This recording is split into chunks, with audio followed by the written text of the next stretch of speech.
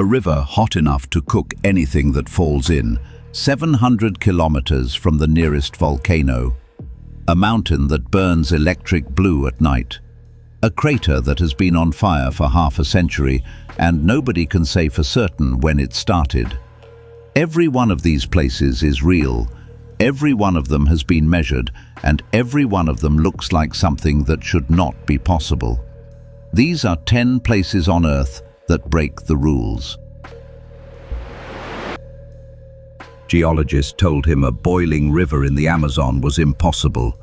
There are no volcanoes for 700 kilometers. But Andres Ruzo measured it. 6 kilometers of river running at an average of 86 degrees Celsius, peaking near 94. It never quite boils, it just gets close enough that it doesn't matter. Fall in and you get third-degree burns in under half a second. The heat isn't volcanic. Rain and Andean meltwater sink kilometers into the earth, warm on the geothermal gradient, and come roaring back up along faults.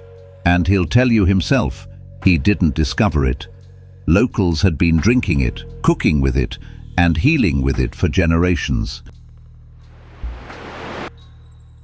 That's not blue lava, it's fire, and it's burning right now in daylight.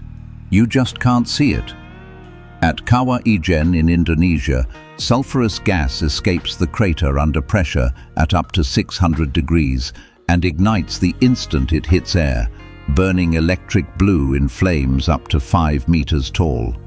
Sulfur melts at 115 degrees, so some of it condenses into liquid sulfur that runs downhill still on fire. That's the closest thing to blue lava on Earth, and it's molten sulfur, not rock. Below it sits the largest hyperacidic lake in the world, and men climb in at night to carry 70 kilos of it out by hand.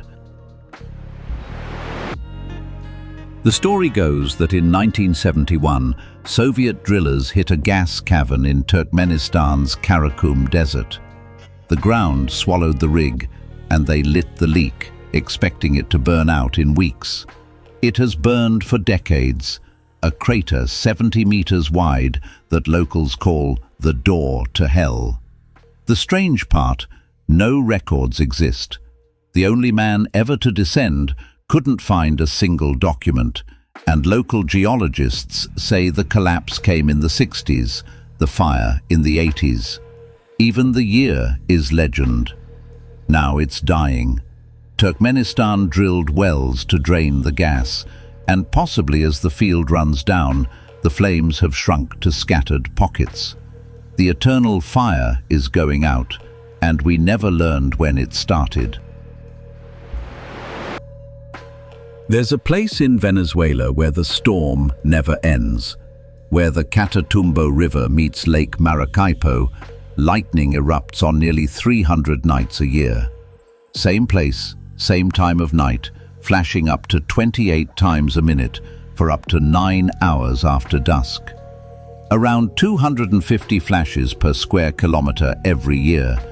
Guinness calls it the highest concentration of lightning on Earth. An old theory blamed methane from the oil fields, but the seasons tell a different story.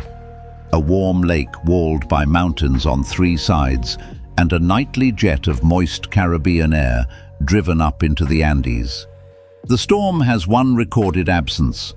In early 2010, a brutal drought silenced the sky for weeks. When the rains returned that April, the lightning came back with them. On the night of March 29, 1848, Niagara Falls went silent, the only time in recorded history. Gale winds had jammed Lake Erie's ice into the mouth of the Niagara River, and a river that moves roughly 90 million gallons a minute was gone overnight. The silence woke people. Then thousands climbed down and walked the dry riverbed, picking up muskets lost in the War of 1812, while churches reportedly filled with people convinced the world was ending. For more than 30 hours, the falls were bare rock. Then, on the evening of March 31st, Witnesses described a roar upstream, and the water came back all at once. No photograph exists, and thanks to the ice boom installed in 1964, it can never happen again. This is ice that grows downward through the ocean, and everything it touches on the seafloor dies. When seawater freezes, the ice pushes out the salt. What's left is brine, colder and heavier than the ocean around it, so it sinks. As it falls, the water it touches freezes around it, building a tube of ice that grows downward at up to 2 centimeters a minute. The big ones reach 6 meters. In 2011, a film crew captured one forming under the ice in Antarctica. When it reached the bottom, the ice spread outward across the seafloor. They came back to find starfish and sea urchins frozen in place. The press called it the ice finger of death.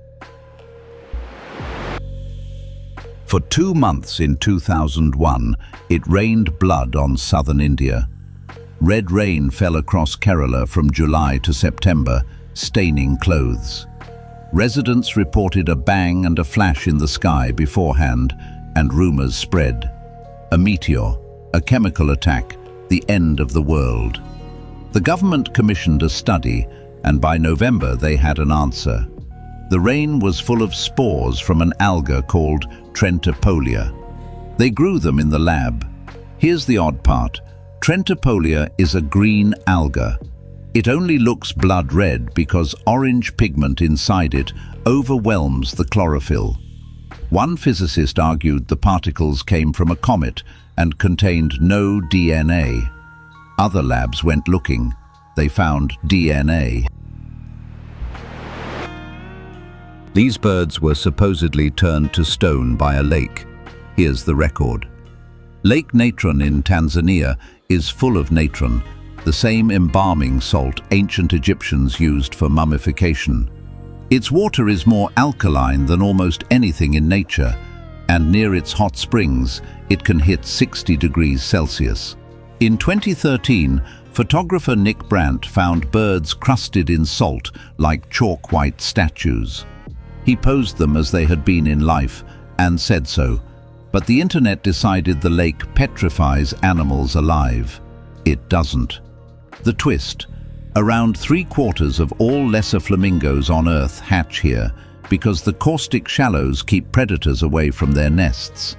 The Death Lake is a nursery. Behind a 30-foot waterfall in western New York, there's a small hollow in the rock, and inside it, a flame.